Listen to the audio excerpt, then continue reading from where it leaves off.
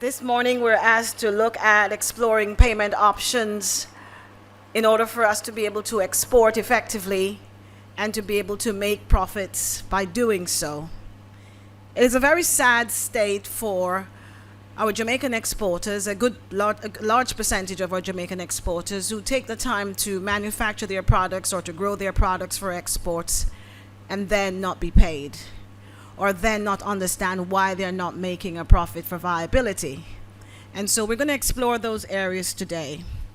So I'm Beverly Johnson, as was said. I'm all protocols observed, and I own and operate JLB International group of companies wherever they are in the world. It's primarily in shipping and logistics, and I also own and operate the only ISO tank facility in the Caribbean that moves bulk liquids out of Jamaica. So one of my main customers would be the 7 distilleries right here in Jamaica. So if I can do it, say you can do it too. I can do it too. So we're going to do that. As was stated, the brief outline of the area that I'm going to be undertaking is to look at the reason for costing a product for exports. It's to look at what are the terms of sale, what are the terms of delivery, to avoid the confusion that most persons have with these two areas of term, and to look at the Incoterm in dealing with your buyers overseas and why is it you can choose the Incoterm to suffer less loss in terms of not being paid by buyers overseas. We will look at the various payment options and to understand if you are doing what's best for your product based on a number of factors. To cost your product and to determine the payment option has a lot to do with not just the price of the product, but even the shelf life of the product. So if you have a product whose shelf life is going to be short, then your payment option should be one that you're paid at least for the minimal operational cost and not tie yourself into long credit periods. And so we're going to look at all of that. And I'm going to briefly touch on letters of credit. I know that EXIM Bank will take you there because that's where they work in ensuring that the exporter delivers as agreed and the buyer pays as agreed. So thank you for having me. Cost of raw materials. Cost of production. How many of you in this room have stopped and created a cost template for the raw materials you're importing, including the tiniest bit of item to make that product complete? How many of you in this room have costed into your finished product the cost of your import transport cost, the cost of your import shipping and documentary cost to make that export product ready for market?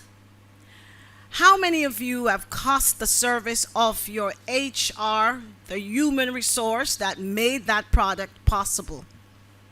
How many of you have costed the product in terms of your utilities to make that product a reality for exports? How many of you have costed the downtime for delays, transshipment, transport opportunities, etc.? That is what costing of raw material and production for export includes. So you cost your raw material, whatever you import, whatever you buy locally, to make a product into a finished product for export. You need to have a template which outlines all of those costs and then unitize them into the volume, the number of units that you are able to produce from those raw materials. Then you'll get a unit price, and that unit price you will then decide what are your margins for profitability. The cost at origin. Whenever you make contact with a person to buy raw materials for manufacture for export or even to grow in the agri sector, you have to pay for packaging. Oftentimes we forget those costs. And so we wonder why our businesses are not successful. It's because we're not putting together all the costs associated with the production and the finished product of whether it's agri-export or it's finished goods, whatever the commodities are, we need to be doing that. We need to be costing packaging. Some countries require specific packaging, and packaging there means export packaging and packaging also for the consumer market for display. How many of you have seen that your products are excellent? Everybody who tastes the product that you have said this is a good product, but it sits on the shelves. It's not moving because the consumer is not being pulled in by the packaging material, the labeling that you have placed on these boxes, bottles, crates, whatever it is that you are producing. So your packaging cost is vital, and your packaging and labeling for consumption use is also important. Remember this, as women, I always use women. When we go into the supermarket to buy a product, a foreign product, and we look at it, the first thing that pulls us is the color palette of the packaging. Is that true? The second thing that pulls us is that there is no indentation or damages to the packaging. Is that true? The third thing that pulls us is that there is no abrasion to the packaging. Isn't that true? As women, if we see those things, we'll never pick that package up unless it's the last one on the shelf and we really, really, really, really, really need it. Other than that, we will then choose to find the competitor's product. That is what's happening to your products in the foreign markets if they're not properly packaged and labeled for positioning for the consumer to want to pull at your product. Shelf positioning is also another issue. You'll have a proper product with a proper brand, with a proper marketing, but you have a distributor who has not fought for you to position your product on the shelf of the retail outlets or the supermarkets or the wholesale in the foreign entity. So every time the consumer goes, they have to bend to reach your product. You need to be able to have your products in the export marketing properly positioned so that the consumer, the person who comes in and wish to have that product or a competing product, be willing to pull your product first, at least to read what's on it and be engaged by the product in order to then purchase the product. And once the purchases happen, then the buyers will be making new orders, reorders, constant orders, and they'll pay you. Usually when you find a buyer is not paying you, if it's not a greedy buyer, it's a buyer who's not able to sell your products, and so they're losing monies. Currency conversion. Do you use the buying rates or the selling rate in costing your products? In Jamaica, for instance, the fluctuation of the currency moves every day almost. And then you're dealing with foreign territory. So those currencies you have to address. You can fix a currency to tie into your production per batch, or you can fix a currency to tie into your production per month, or you can fix a currency to tie into a marketplace who has some stability. But you can't just leave it to say, one US is $150 Jamaican and $185 to the pound. That doesn't make sense. Or $130 to the Canadian. You'll be losing money. There's a product which is called gain on exchange or loss on exchange. You will lose your profitability if you don't consider the variables of the currency of conversion. Shipping cost. And all of us saw what happened in the COVID pandemic.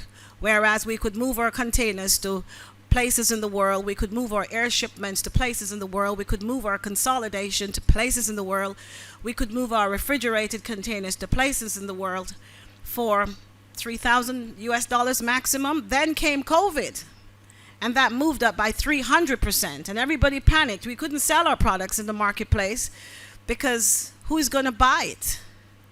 And vice versa, the raw materials coming in. I saw shipments coming in from the Far East, which moved from $1,700 US for a 20-foot container to what? $11,000 for a container. That didn't make sense. You cannot sell such products. And like what we experienced in Jamaica, where everything in the supermarket chain went through the roof, that's the same thing that is happening to your products in the foreign country. But here's what happened. You shipped your stuff to the buyer overseas prior to COVID and they weren't sold. But then COVID came and the buyer just jacked up your product into the marketplace and made an enormous amount of profit off your product because you did not call to say, what is the price point of my product on the supermarket shelf. You tend to leave everything to the buyer, to the buyer's decision. I have said to JAMPRO on numerous occasions, I'm sorry for my Jamaican exporters because the buyers make more profits than we do. Am I correct, Rita? It's what happens in the marketplace. And it's happening because none of us choose to visit. Happy to see that JAMPRO had a mission recently in the United Kingdom to come and see what your distributors are doing, to see if they even exist. In this room, I am sure that there are persons who are having difficulties trying to get payment out of buyers in countries around the world.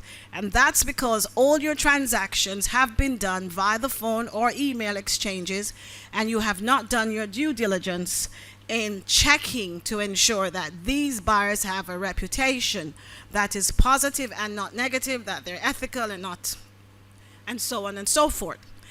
One of the practices that we have seen in the industry over the years is that buyers move from exporters to exporters. And none of you asked the last Jamaican. I know you used to deal with this guy. What is he like? He just came and he tell you all the sweet juices and you just move with him, and then you call me back and then you says, what did he used to pay you? Because he's not paying me. That's the reason why I left him. We don't talk to each other. And that is one of the downfall of our export markets in Jamaica. It's the same buyers coming to all of us in this room. And if we can find a way, whether through JAMPRO or the Chamber of Commerce or the actual previous exporter to this market, what was your experience? That's it. Ask the question, do your due diligence. Or find the representative in the country of your export that represents the government, the Chamber of Commerce, the local honorary councils, and just ask questions. They will come to practitioners like myself in the United Kingdom or my business in Canada to say, can you check this person out? Do they exist? What is their position like? You know, what are their state in the economy, and so on and so forth. And we come back to you and said, go with that one or leave that one alone. Jamaican export is such an authentic product. You know, this day we used to sell about brand Jamaica. I don't hear it much. But that promotion positioned us in the marketplace that everybody wants what we have. Our products are being counterfeited in the marketplace. Why? Because nobody visits. Nobody comes to see what somebody's doing with your product. They can change your product by the letter. A simple S to a Z. It's a new product, but it's your formulation. And it's gone. Consumer don't know the difference. And then you wonder why your orders have stopped. That's because he's found somebody cheaper to do the same thing. You come and look in the marketplace, and I speak primarily because I have businesses in Jamaica, I have business in Canada, I have businesses in the United Kingdom, which that sits and watch what's going on with our Jamaican products, all because my Jamaican exporters are not doing their due diligence, they're not on the ground, and they have not asked anyone on the ground for help. So I'm going to insist, before I go to transport geography, that you really look at doing your due diligence. Don't just say yes because this guy appears in a jacket and a tie and smiles at you and tells you that he can pay you cash. He will pay you cash for the first 2 orders. Then he smiles with you and you start thinking he's my friend. He's not your friend. He's a business associate. He's not even a partner. So every order needs to be paid, and that's where we're going to move to. The other area that we want to address is your transport geography. Transport geography is vital in pricing your products. Transport geography is vital in the shelf life of your product.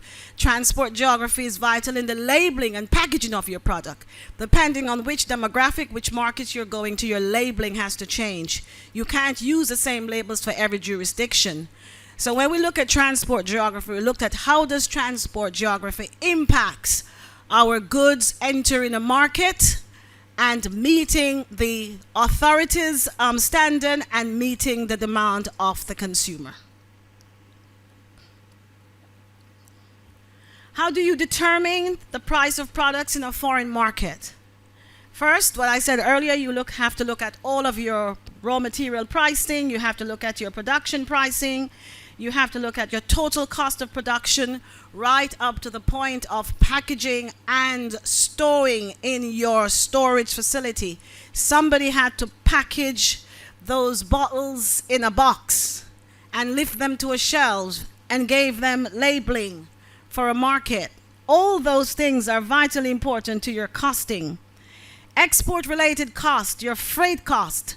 Don't accept the first freight cost you get. Ask for more quotes.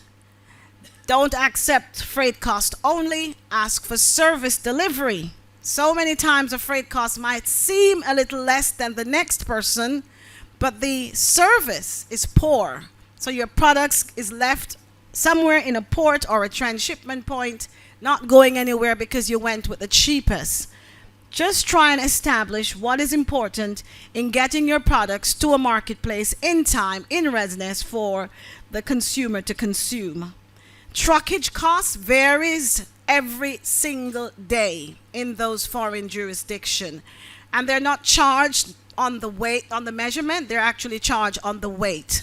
So whereas exporting from here will charge you per cubic meter or will charge you per container load, once it gets to the foreign jurisdiction, that trucking cost is now related to the weight. The uplift factors, which include things like duties, permits, clearance costs, delays, demurrage, everybody knows that one. You do have those costs. Key storage, where you pay storage in a port at destination depending on the terms of sale and the terms of delivery. All those costs will be impacted dependent on the Incoterm that you've chosen for the export of your goods. So the total cost of your production divided by the total quantity will include your unit price of the product without a markup. How to determine competitive profit margins? Some person might be satisfied with 1%. Some person might want 50%. It's what the commodity can bear. It's what the commodity can bear. Recently, I did a project for JAMPRO in terms of your preferential treatment of your products, where you have preferential treatment for your products into an export market. You need to look at your costing so that you're benefiting too, and not just the buyers. Because with preferential treatment, as I say to governments around the world, the people that benefits the most is the buyers. Because the treatments are given by the countries that the goods are entering. So if you want to benefit, you have to look at your Incoterms. And of course, you need to look at your profit margin depending on what the product can bear. Your price should cover all the costs you have determined, plus a reasonable profit margin. I think in Jamaica, your average profit margin between 20 and 50%. And that's good if the commodity can bear it. But it's no point having a 50% profit margin and the product sits on the shelves. You're not making a profit. Is that understood? So you have to understand what the competitive market is doing. And then I said to someone this morning, you can price yourself to the point where everybody wants your product because you're selling a product which is a Lamborghini and not a Lada. But you'll have to position your product. You have to market your product. You have to present the product to the consumer as the only best thing that you could ever have. That's what you can do. But it's how you position your product. So don't think I'm suggesting that your margin should only be 1 to 20%. I'm saying if you think that your product is of a value that the consumer must have it, then you can price your product accordingly. But it costs more for marketing and positioning that product into the consumer marketplace in order for the consumer to want to try it. And if they try it once and they're satisfied, believe me, they won't worry about the pennies. They're going to pay for it. So that is something you should look at. And always remember that your profit margin is your reason for being in business. Your profit margin will then pay your personnel, will then replenish and upgrade your machinery, will then keep you operative, and everybody will be happy. Shareholders are smiling. Just now, the chairman of JAMPRO said you had 100 and something persons who left the export passion market. They were passionate about export, but it just did not happen for them. That's because this was not done. They did not cost their products into the marketplace, knowing what to expect with their buyers and the markets they're going into. And all of you have this tendency of going into traditional export markets. But can I tell you that there are markets that you can sell to? Colombia is next door, one-day transit. So if you're selling beverages, you wouldn't have to worry about the shelf life. The transit is 1 day. All that happens is that you'll have to have English and Spanish on your bottles or whatever you're selling to enter such market because of the language barriers. But we tend to just look at the United Kingdom, the United States, and Canada. What about our other regions, and to a lesser extent, the Caribbean? But you can look further afield, where transits are short, the people have a taste of Jamaica, and they'll try anything Jamaican. So try and shift some of your exports to non-traditional markets and see what happens. The other consideration is that most of us in this room are not yet at container load quantities. I would say probably a good 50, 60%. 60% in this room might not be up to container loads. We will tell you that you need to talk to each other if you're going to save on the cost of your export if you're shipping less than container loads. Consolidation is your way forward. It's no point going it alone because freight costs are so expensive, it's going to price your products out of the marketplace. Start talking with each other. Don't feel like you're competing. Feel like you're collaborating to get to a market where everybody, you have a single distributor which takes your products like we do in the United Kingdom. I have a company which is called Enterprise Caribbean Inc., which just does that. Take Caribbean products and distribute it. I'm not going to tell customer A that customer C is sitting on the same street in Kingston or in Trinidad or in Barbados. I'm there to distribute your product. So you can find someone who's willing to do that. You can find people who are sitting on platforms in the digital age that can now post your products on their platform and help you to reach international markets. And those orders can go through them. We can create our Jamaican export Amazon, you know. You ever stop to think that's all Amazon does? We can create our Jamaica export Amazons.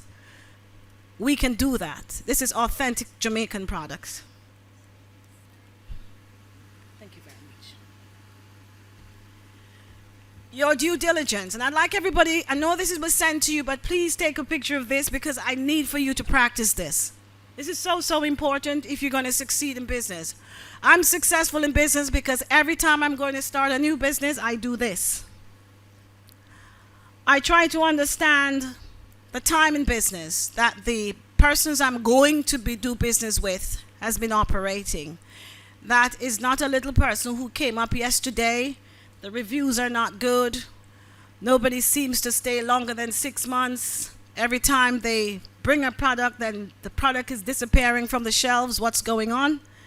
Try and do some background on the time your buyers or distributors are in business. Look at the sector of service that you're in, and then look at what's going on in that sector. Who are your competitors in the sector? Because you're in Jamaica, the foreign market remains your competitors. So who are your competitors in the sector? What is your competitors doing differently? What is the image of your competitor's product? How can I step into this vast marketplace coming from a little island with 2.7 million people and make an impact in a market which controls what? 100 million people and make a difference? Look at the sector. Don't be afraid to look at what your competitors are doing. Don't be afraid to change your thought process on your products for exports based on what the market trends are. So look at your sector. Understand your coverage. I'm going to use the United Kingdom because that's a good example. Rita and I go way back, so I can talk about Rita. England is just one of 4 countries in the United Kingdom. All of you just export to England. I don't see anybody in Wales. I don't see anybody in Scotland. I don't see anybody in Northern Ireland. What happened? It's not Jamaicans there. Everybody just shipped to England.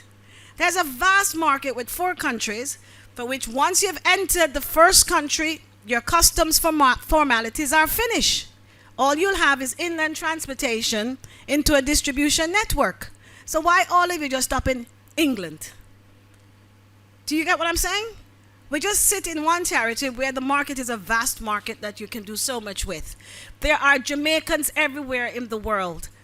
My business with the ISO tank facility is a Scottish partnership. I jumped on a plane and went all the way to Scotland, found a white man, bring him to Jamaica, give him some reggae music, some jerk chicken, some red stripe beer, and that business in Jamaica now successfully since 2012. You have to go to your markets. You have to sensitize yourself with your market.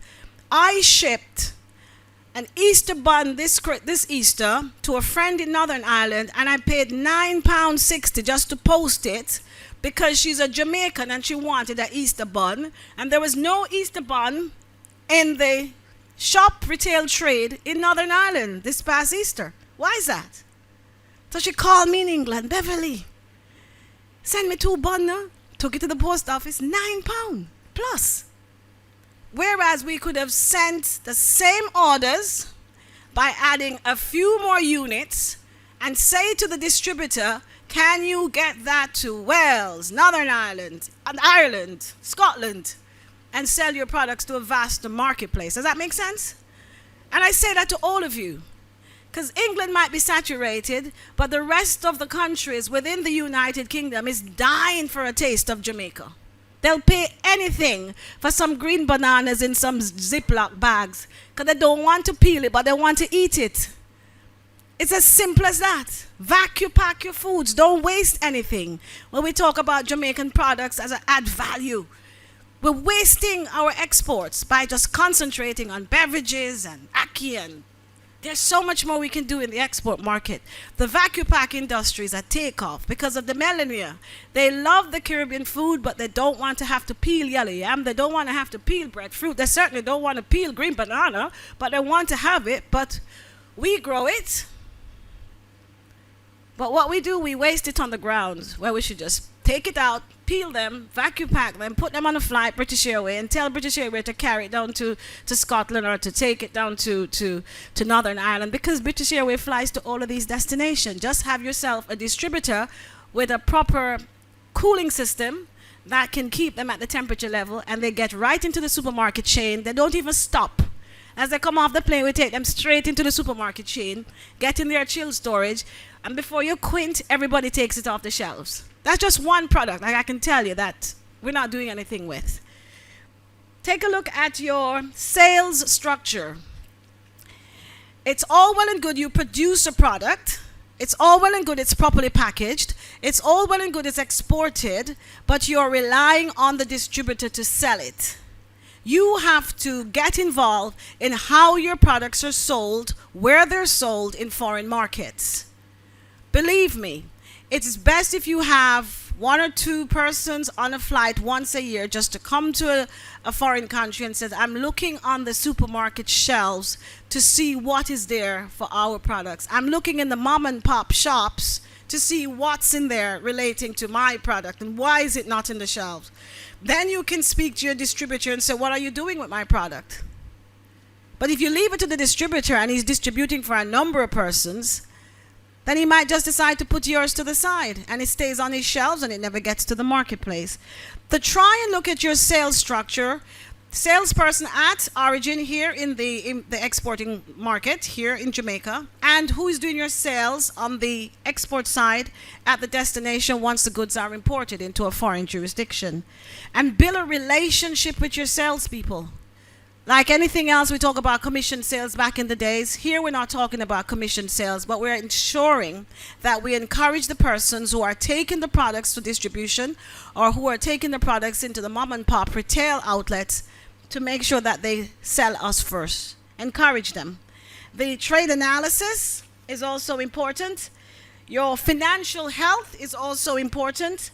Your marketing is also important. Now, marketing is important because none of you market your products much in, I'm looking at the United Kingdom. It's not in the Gleaner. It's not in the social media platforms that we need to see it. Even on the social media platform, you're not telling the marketplace that your products is with this distributor in the United Kingdom or this distributor. So you will have a presence for the product, but it's almost as if you're asking the consumer overseas to come back to Jamaica to find out where I can find your product in these foreign markets. So if you can change your social media platform to say where your products are being distributed and who are distributing your products, that will help your products to reach the marketplace much quicker. Does that make sense? We're not doing that. We sell the products. The presence of the products is there, the size of the product, the package of the product, the unit price of the packaging, the unit price of the product from Jamaica is there. But when we come to order the product, we're told that's not the correct unit price because it is exported too. So try and encourage your IT people to include who your distributors are in the foreign marketplace. Conflicting lines. Some products are conflicting, and so when that happens, don't be afraid to shift to new distributors. Because you have a line that is definitely competing with your product, that distributor should not be carrying your line. Does that make sense? You can't have a person selling two of the same beverage. It doesn't make sense. You can't have a person selling this cock soup and then him sell another cock soup and him sell another cock soup. Where is his priority? Where is his loyalty? Who is he supporting? He's just there for the sale of the product. And also the principal brands, make sure you brand your product in the marketplace and make sure that you are known as the principal owner of your products. Too often I'm seeing where products are entering foreign markets and it's imported by, and you are not mentioned at all. It's as if that just wipe you out totally. It needs to be showing the name of your organization, imported by, or imported by so and so for you. Sometimes what happens with the consumer, we begin to think that the distributor or the buyer owns the product because you have removed yourself totally from your packaging. And that's not the rule of import. So don't let anybody tell you that the rule of import is you must show the buyer only. It is the buyer for. And you must say it's a product of Jamaica. Don't let anybody leave that out, because your product being a product of Jamaica will fetch a higher price because of the authenticity of Jamaican products. And what we have is trade feedback. Don't be afraid to ask for your consumer's opinion when you visit. And merchandising. Allow your people to thank you, darling. Trade feedback. Don't be afraid to ask your distributor for the trade feedback, how the consumers feel about your product. And when you get to the foreign markets, just doing your missions, don't be afraid to stop into the supermarkets and ask somebody, have you seen this product before? And give them one to try. I met this lady at an event, and she was kind enough to say, give this to your friend. I was telling her about a friend that uses her product, her spice, and I gave the product to the friend, and the friend, every single time she's come to Jamaica, she has bought that product. It's just because I stopped and say, I know someone who'd use this product. Sometime when you visit these foreign jurisdictions, just stop and speak to the consumer and tell them about Jamaica and tell them about your products and tell them why they should buy from Jamaica, especially the look Jamaicans, because they're friends. Your sales report will tell if you're profitable. Please don't leave your sales report till the end of the year with your distributor. Your sales report should be monthly sales report. So if the distributor or the buyer have not paid you for the last order, please don't ship no more. You ship again and he owes you again, and you ship again and he owes you again, and then you're telling me he owes me for the last 3 shipments. That don't make no sense. Are you asleep or what? That don't make no sense. If you're having difficulty getting the last payment, you give me one good reason why you're going to ship again and then ship again. You're serious? Find a new distributor. Get on a flight. Come see somebody in the marketplace already. Ask your agencies, ask your honorary council in any country who are the people in business, and let them point you to people. Do you know you have access to your honorary council for these information? If you call JAMPRO in the UK now and says, who should you talk to about logistics, go and tell Bev Johnson. Allow me telling Rita?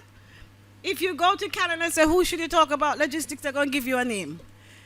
Use your honorary council. Use the Jamaican embassies, wherever they are, and says, we need information. We want to export to markets. We don't use them, and that's what they're there for. They're not just there for visas, you know. They're there for trade opportunities. Use them. Your Chamber of Commerce should also help you. So once you're having difficulty with a distributor or a buyer by not paying you, don't ship again. Tell him that you're now going to have to look at other buyers and distributors, and if he doesn't get in line with the agreed contracts. And I hope you're not shipping without contracts, you know, dear Jesus. How many of you shipping without contracts? Put up your hands. Be honest. Thank you, sir. You're honest. Please do not ship without contracts. It's not a friend game. It's monies that you have invested to make a product that you had great possibilities for an export market, and one person comes to kill it by not selling it and not paying you for it. So make sure you have contracts, binding contracts. Now, cost exports, product competitiveness. You see all those things on there? That's what you have to be costing. You have your cost of goods, you have your inland transport, you have your export processing, you have your port fees, you have your airline fees, you have your warehouse and containerized fee, you have your loose trucking, you have your haulage, you have your marine insurance, you have freight whether by air or by sea, and you have to obtain certificates of origin. Now that is vitally important, the latter, because depending on the product that you are exporting, you might be entitled to some preferential treatment based on the certificate of origins that are associated with our countries. So for instance, you have the EUR1 certificate and the EPA certificate, which is for UK and Europe. You have the Carib-Can certificate if your product is only produced here. You have the GSP, you have the CBI, you have all kinds of preferential treatments. But guess what? You guys are shipping without getting your certificates of origins in place, so your items can enter markets at a lower price by not paying the duties, and in some instances the taxes. And then those of you who have the certificate of origins, the buyer is not paying any duty, and in most cases he's not paying any taxes, but he prices your product out of the marketplace and he makes more than you do. So the due diligences are not being done. Destination cost, just like here, when you bring your raw material in, they can be delayed at the ports for inspection or demurrage incur. The same thing applies at the importing point, where you'll have transshipment inspection at a transshipment point. You will have arrived inspection at the ports of delivery at destination. You will have the destinational terminal handling fees.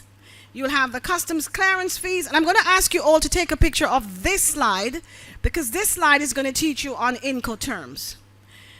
You have the customs clearance, you have the storage, demurrage, customs duties, taxes, inland haulage, warehousing, and distributors markup. This is all the costs that will be associated with your shipment before it gets to the consumer point for resale or wholesale. And this is where you will now understand what Incoterms, how Incoterms relates to costing, how Incoterms relates to the pricing of your products at the distribution point. So if everyone has taken this slide, I'll be grateful. So when we go into Incoterms, I want you guys to go back to this slide on your phones, so I don't have to go back to it on the screen. Can I take this off now? Everybody has it? Going once?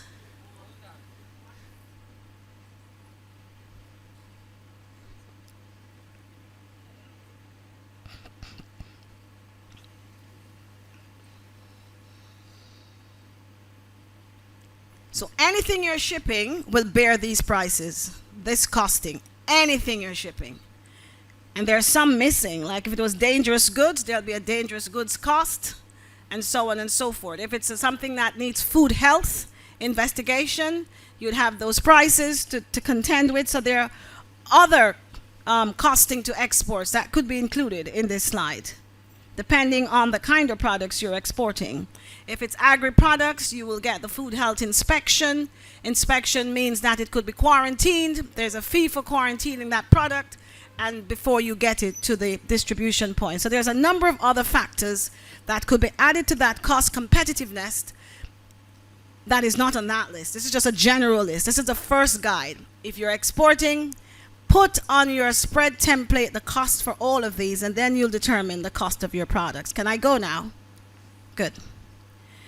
So let's look at this, and I want everybody's concentration. I wish I had a whiteboard, because then I would definitely be teaching it properly. The terms of sale and the terms of delivery are two vital components in an export transaction. However, they are different. You need them both in every transaction, but do not complicate them. They are, in fact, two different components to trade. They're not the same. So the terms of sale refers to the payment term for the product being ordered. whilst the terms of delivery refer to the stages of the transport delivery mode. And I use mode there because mode could be by air only, by ocean only. It can't be by ocean only. I need to stop teaching that. Because if it comes by ocean, it has to be trucked somewhere. So there's no ocean only. So the mode of transport could be by air, or ocean and road, or ocean and rail. Does that make sense? Because it has to get to the distributor's warehouse for it to be then taken to the buyer's point, and the consumer points in place. So don't mix those up again. Your terms of sale refers to the payment terms of the product. You're saying to this gentleman or this company overseas that is buying your product, I can supply you the quantities ordered, in the unitized volume ordered, in the packaging type ordered, at the time ordered, delivery on time ordered.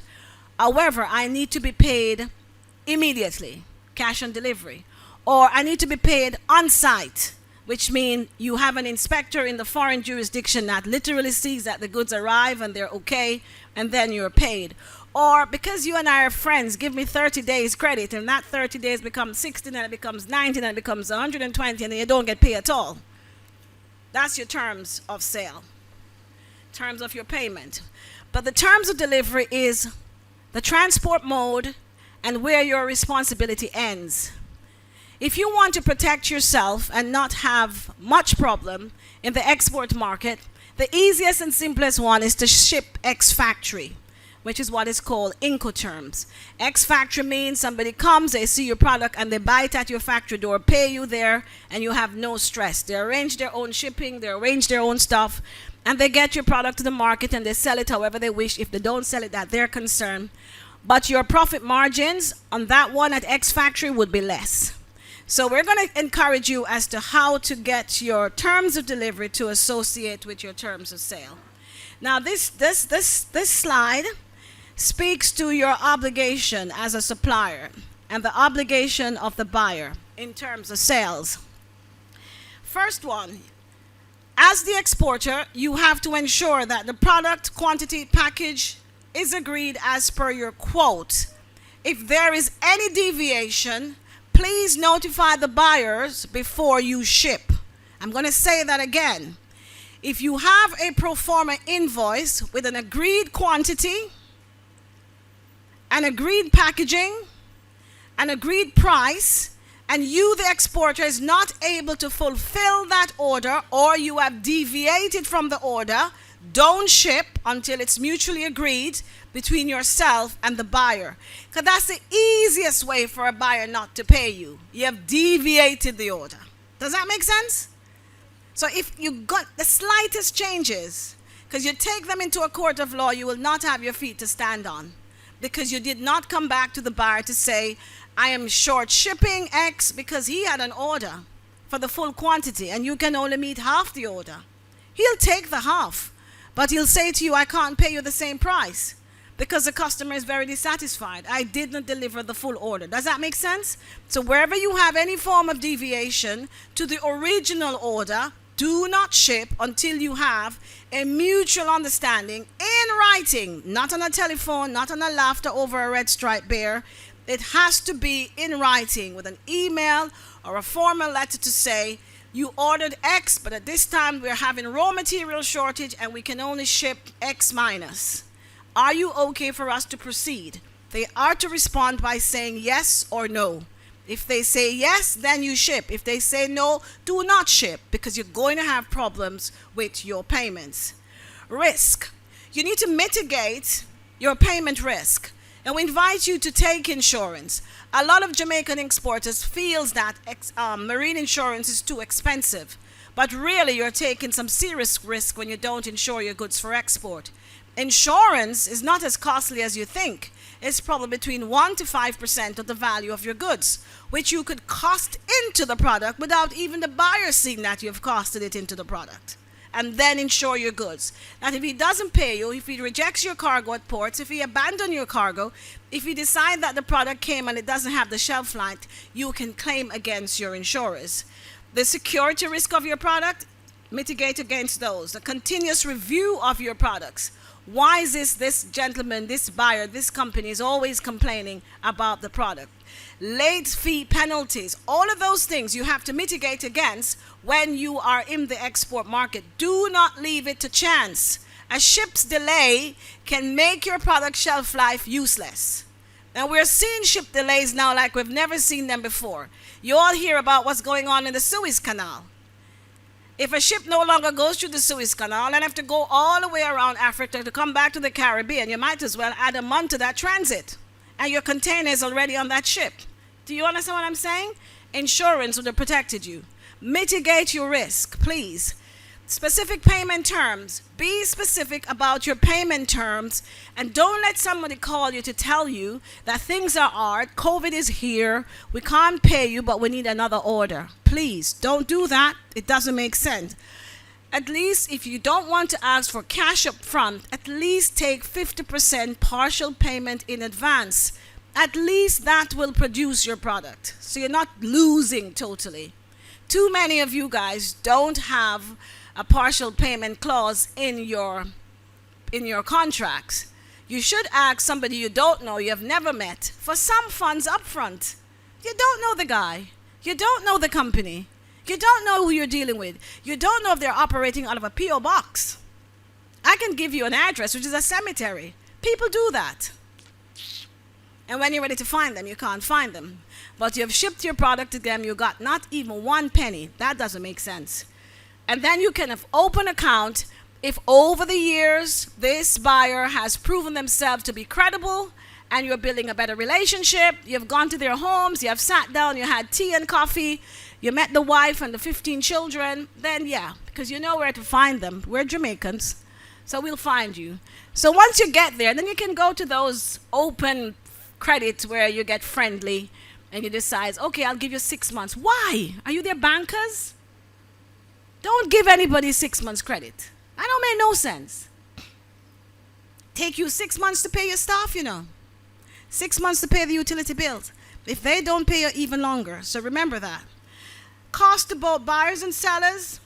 As I said earlier with the earlier slides, just remember there are additional costs that could incur on your product being exported. And of course the warranty. Make sure you have guarantees by the seller, which is yourself, and guarantees to the buyer. Please put your guarantees in place. Once you meet your guarantees in a court of law, you are protected. You will get reimbursement. If you don't have guarantees, so I'm speaking about ship by, deliver by, put those clauses in. We tend to just leave it open and then no commitments were made. Person goes and says, transit time is usually 30 days. I took 45. I don't think I need to pay. So you need to put those guarantee clauses in. We will ship with this particular carrier who takes a transit time off.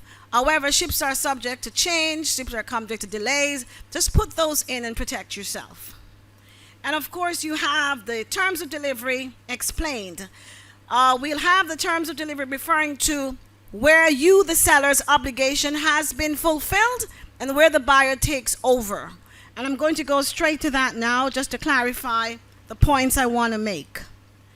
So if you look at your Incoterm versus your terms of sale. So Incoterms relates to your terms of delivery, the transport mode. It relates to the standardized sets of terms intended to reduce or remove altogether uncertainties arising from different interpretation between the buyer and the seller. Simply, if you're selling X works, you're selling to your factory door. The buyer comes and sends a freight forwarder like JLB to come and pick the shipment up and ship it to them wherever in the world they are. Your risk is less. If that is where you're comfortable, please do that. Sell at your factory door. Don't take any risk. The guy has to pay you before he collects his shipment. You're still exporting your product, whether you like it or not. It's still an export product. So you can sell at your factory door or your business door, and that is X work. You can sell FOB, which is you get involved in getting the shipment to a port in Jamaica. Again, you'll need a freight forwarder. You are paid once the shipment is delivered to a forwarder like JLB Shipping. to move that goods overseas. You are not taking the risk of the shipping cost. You're not taking the risk of the export cost at destination. You are not taking any risk other than A, produce the goods, B, prepare the export documentation through the customs formalities, and C, deliver it to a named port.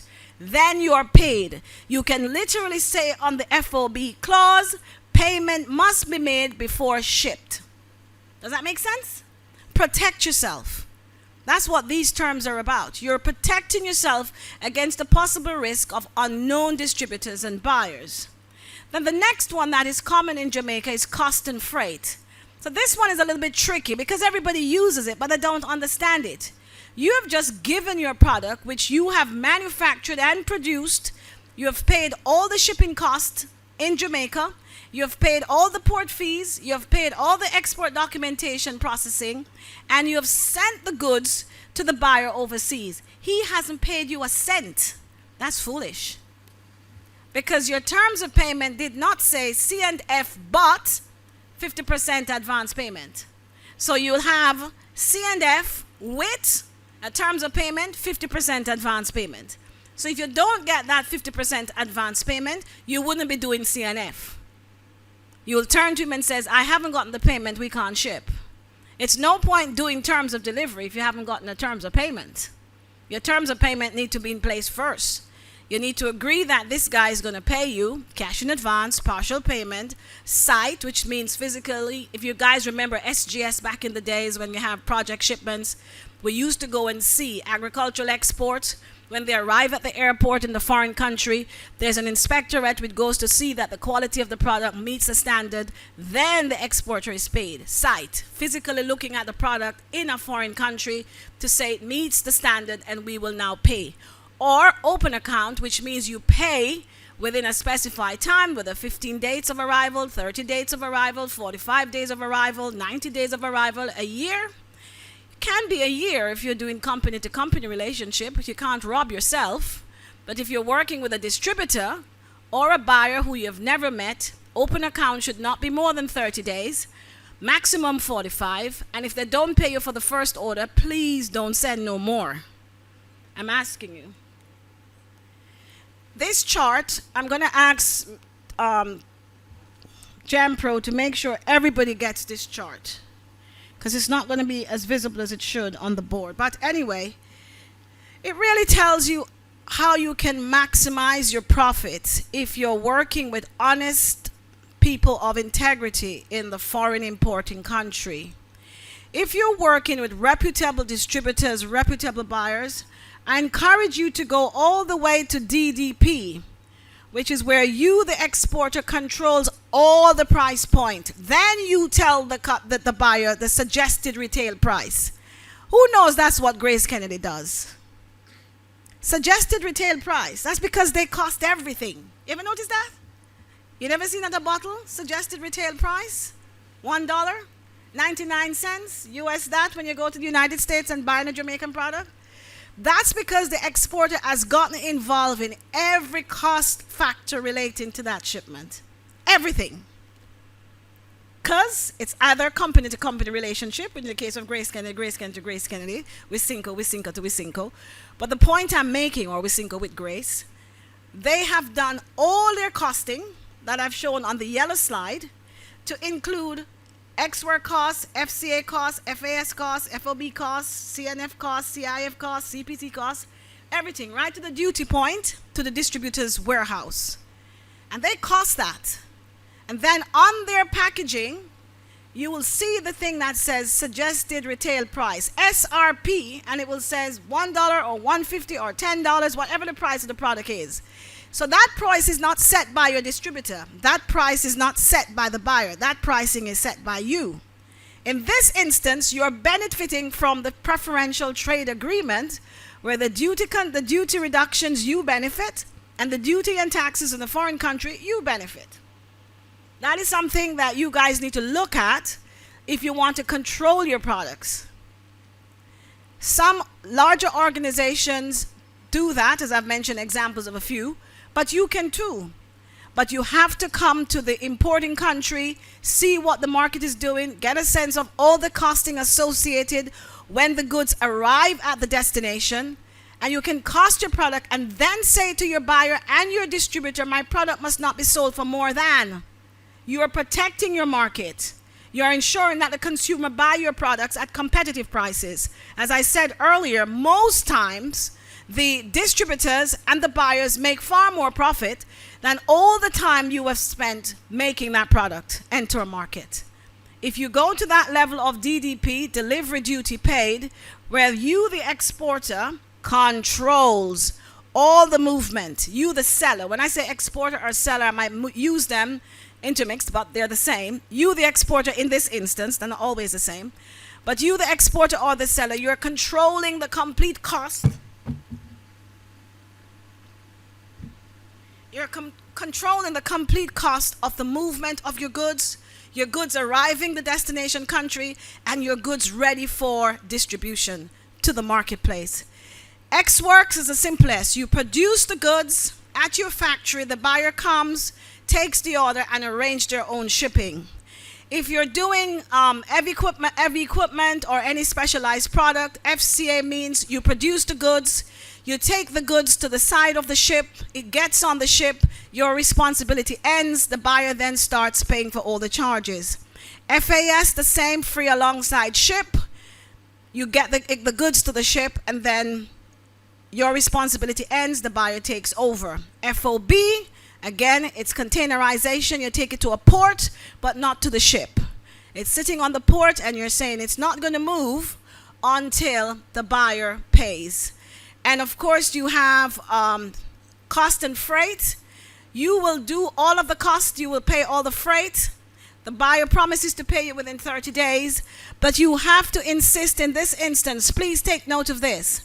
In C and F, you must remind the buyer that insuring the goods is their responsibility. Insuring the goods is the responsibility of the buyer, not you, the exporter. It is so crucial for that to happen, because if the shipment arrived damaged and the buyer doesn't want to pay you and he has no insurance, you have no recourse. So it's very important that you do that. Just come down a little bit. Yeah. And of course, you have carriage paid to a named place, which is what you would do if you were exporting to United Kingdom and you're sending your shipment to a JLB place. We will then do CPT term, and you control shipment up to my warehouse, and I control the distribution point. And it goes on and on. But the most profitable of it all is where you control the costing of all of the movement of your goods, and you determine what your product should be selling for in a foreign country. The majority of Jamaican exporters do not do that. They're just happy that somebody's coming to buy their product. You don't even know what your commodity can bear. You don't even know what the competition is selling the same product for. And yours is probably far superior. But you don't know. You leave it to your distributor. You leave it to your buyer to make that decision. This slide you must get. This slide you need to take the time to study. Whenever you're doing exports, you need to understand in the Incoterm, what risk do I wish to take? Do I wish to take the risk of sending the product all the way to the buyer and not receive a penny? Or do I need to just take the risk up to the port and he pays me on delivery to the port before the shipment gets on the ship, which is FOB? If you don't know the buyers, if you don't know the buyers, the first step is Ex Work, second step is FOB, and you try and leave it there until you create a familiarization with the buyer. You can move to the C terms and protect yourself.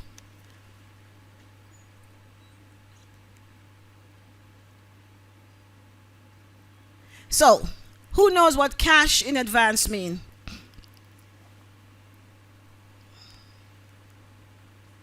Who knows what cash in advance mean?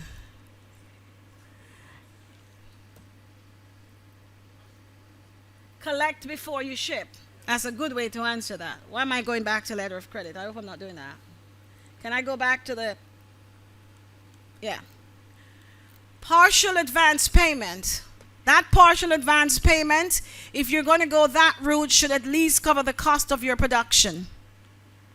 If you're going the route of partial advance payment, make sure you get at least what covers the cost of the production of your goods for export. So if the guy disappears, you really didn't lose everything. Does that make sense? Okay. Cash on delivery to a named point. You can do that, but in that instance, you have to hold the rights of the bill of lading, or you have to hold the rights of your airway bill. So don't just go prepaid okay to release. Cut that out. That's a practice all of you have. You call the shipping line, you pay the freight, and then you tell the shipping line it's okay to release, but you haven't received payment. Do not release your shipment until it's paid. Because if the buyer doesn't pay you on arrival at the port of destination, you have the right to go back to the shipping line, ask for an amendment, and sell it to somebody else in that country.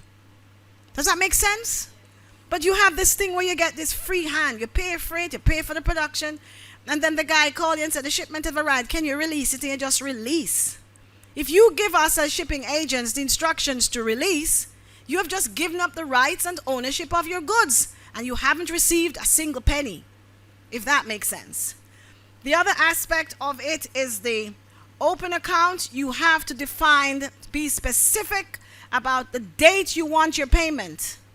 If that date passes, you need to be communicating. And I say to persons, because the transit times to some destinations are minimum 7 days, if you're giving a term for payment, are you giving a term for payment? Because these are the things you have to consider. Are you giving a term for payment when the shipment arrives? Are you giving a term for payment when the goods are cleared? Or are you giving a terms for payment when the buyer sells the goods and then they pay you, which is really consignment, the latter. You really shouldn't sell your products on consignment unless you really know the person and is a cousin or a friend. You need to be asking for your monies before the sale of the product. So that's what's normally happening now. People are telling you they can't pay you. I'm sure you hear that all the time. They're not able to pay you because the product is not being sold. But that wasn't the terms of payment you agreed. The terms of payment you agreed was 30 days to be paid. But because you're not selling the product, they're not doing effective sales for you, they're not doing effective distribution, they then tell you they can't pay you because the product is not being sold. Isn't that what you hear why you're not getting paid? Products are not being sold, products are not being sold. If the products are not being sold, can I just encourage you to try and find other buyers in that jurisdiction, and then you might need to apply a reduced rate and say to the existing distributor, not to worry, I'll come and have someone collect the shipment you have for me. That way they know that you're serious about business. You're not totally reliant on them.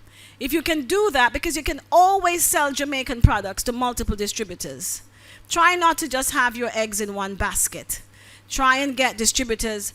England, for instance, has so many points in place. For instance, it's not just London.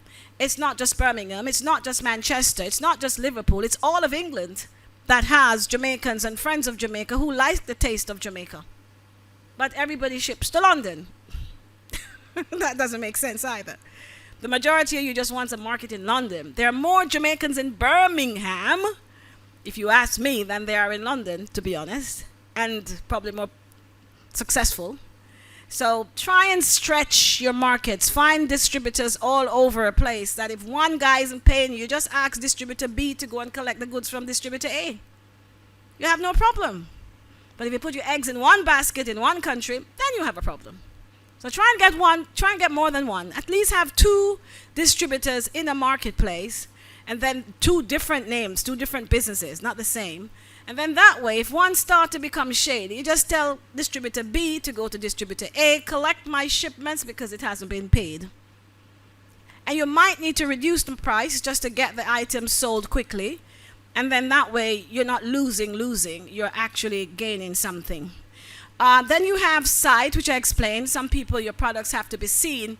You might know, for instance, fruits from Jamaica. Because Jamaica has fruit flies, for instance, some products cannot come into Jamaica unless they're possibly processed. Did you know that, I'm going to do this one because this might even surprise Rita, but I think Rita will know. Soursop. It is said that there's no fruit flies in Grenada. So you can export. You can literally go to a grower in Grenada, buy all of their soursop, export it to the United Kingdom, and sell all the soursop you want.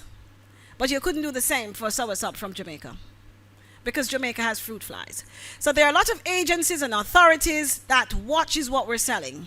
Our honey, for instance, some of our fruits, for instance, animal-based products, for instance. So before you start exporting, can I just insist and encourage you to check on the rules of entry into the importing country? Export in Jamaica is the easiest thing ever. If our export process could switch on its head and import become as easy, it would be good. This country would be the place to do business. So exporting from Jamaica is not difficult, but you must know the rules of origin. What are those rules? You must know the rules of transshipment. What are those rules? And you must know the rules of entry into the importing country. What are those rules? I had a customer, she has a shop in Croydon. She buys from all of you here. And then she has cheese product, animal-based product, and food health, just took everything. And then she called me and said, Miss Beverly, please, please, please help. I said, I can't help you. You should have done your due diligence. They're going to take from you everything that is not permitted for entry into the United Kingdom.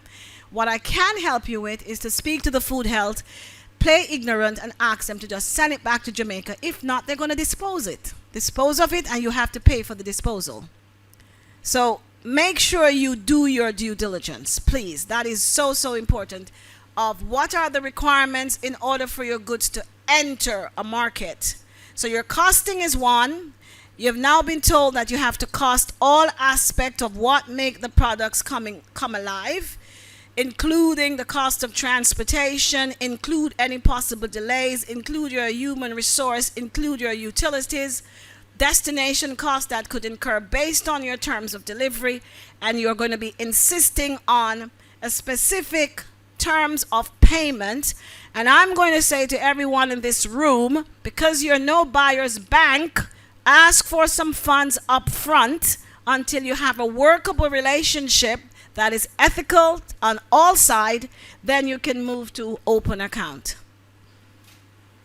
I just want to go quickly into letter of credits, if you don't mind, because EXIM is coming to you, and if you're doing business with EXIM, I'm sure most of it will be with letter of credits or open accounts. Now, the beautiful thing about letter of credits, if they're still being used, when a company is going to give you loans and stuff, what it wants to assure is that the buyer's bank will pay you the exporter, on time once you've met all the obligation in the contract, in the letter.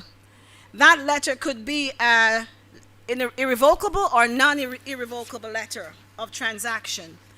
The protection with a letter of credit is that the buyer's bank will not pay you until you meet the obligation, and the seller's bank will not get the buyer any goods until they meet the payments. So it's a method of protecting you against the issues that you're having.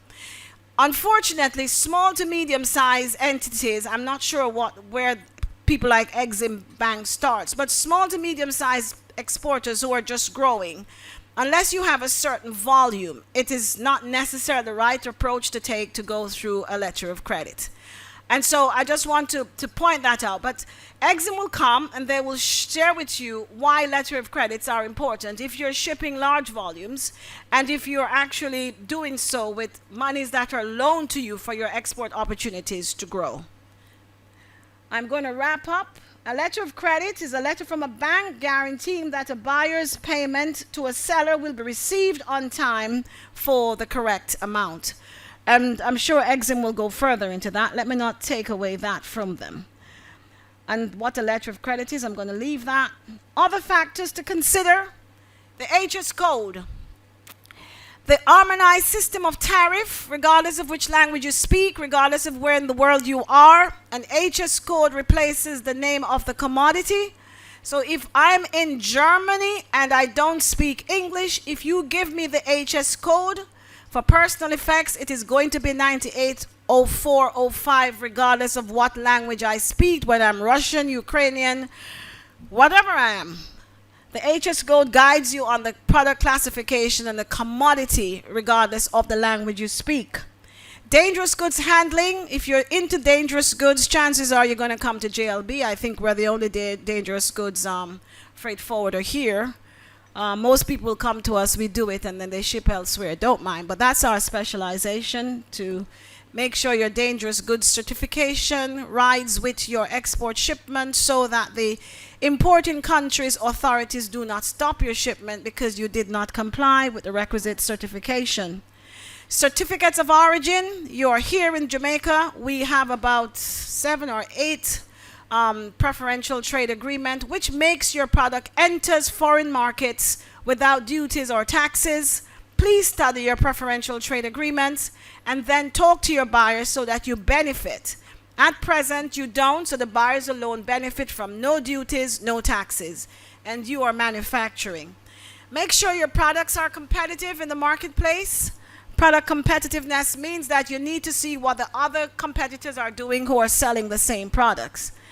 Import compliance. This requires the exporter to meet all the appropriate steps, which will ensure your goods are following all the rules, standards, and regulations of the importing country.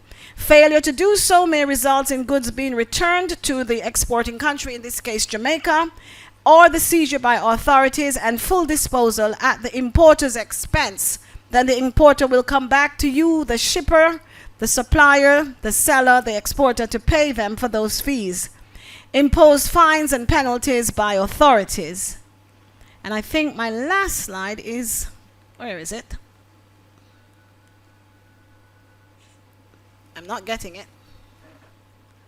Okay, should I stop there then? Because I'm not getting the last one.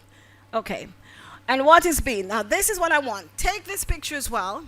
If you're going into the business of export, could you please ensure you have an export management compliance program in your organization? That will ensure that the importer complies with the rules of entry at destination. If you put those in place, you will not have issues with the authorities. Export compliance is more than choosing suitable carriers and mode of competition or prices. It is really ensuring that your products are accepted in the foreign jurisdiction. Export compliance is more than finding a buyer for your export products. It's really getting your products in the market at satisfaction to all. Frequency of service, transit time, shelf life of product. Some products must not be exported to long territories. Please remember that. And I think I'll stop there because I have notes, and that's me. JLB, we do shipping, air freight, we're ISO tank operators, road transport, and multimodal transportation.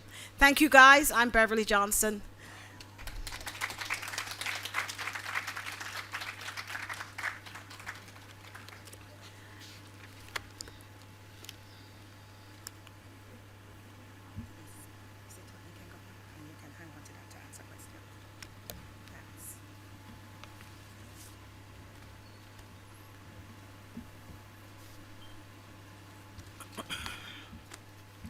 Okay, thank you, Beverly, for such a comprehensive and practical presentation.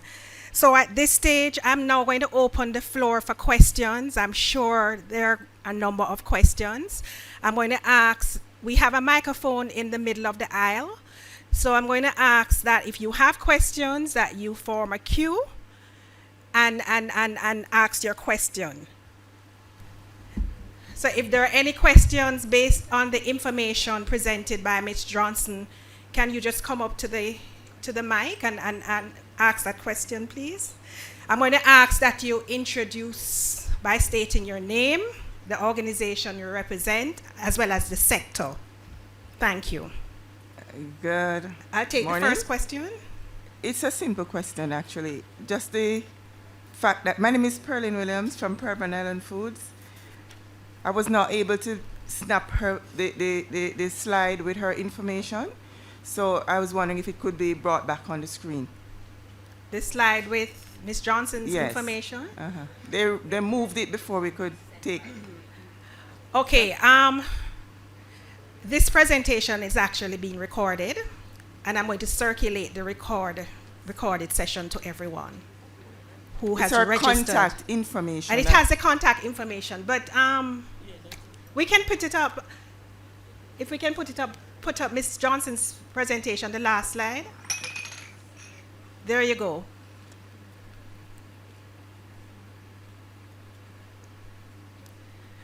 Are there any other questions of Ms. Johnson?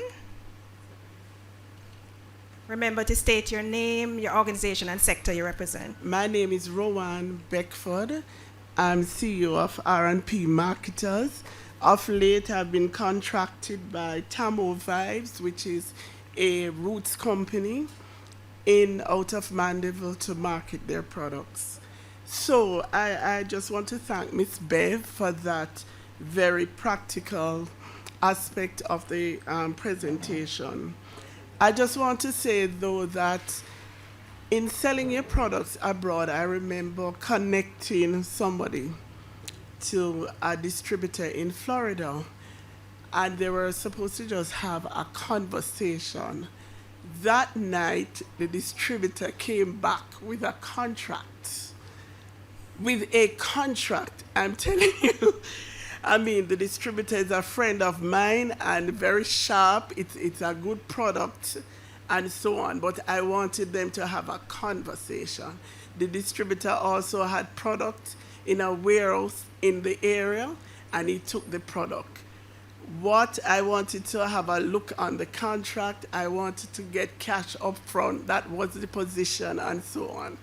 So I'm just saying to you, in the haste of you trying to get a contract and trying to sell your products, now I'm in the middle of it, and I have to be sorting out things in respect to marketing, in respect to costing, and so on, because I'm saying this is the market. I know the market that we are operating. I need to go there at least once a month. I need to write your promotional plan.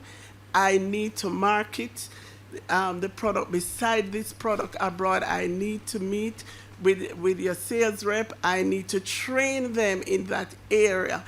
And that is the conversation we need to have. People tend in Jamaica, as you say, because they have, they want somebody to buy the products, they just jump on a contract. And when I look at that contract, I mean, it is just for the buyer. So I'm just warning you. Another thing I've picked up in the export market is that sometimes we are not thinking in terms of expiry dates. You must price when you in terms of expiry date. I understand that a whole shipment of browning had to be disposed in New York because of the dates on the product. So you have to start at the 13th, because if you write the 12th of the 12th, it will have been expired already. So this is just a little hint. So if you write the 13th of the 12th, there's no 13 months. Okay. Okay? All right, thank you. Thank you for those comments. Beverly, I don't know if you have any additional comments based on what was said.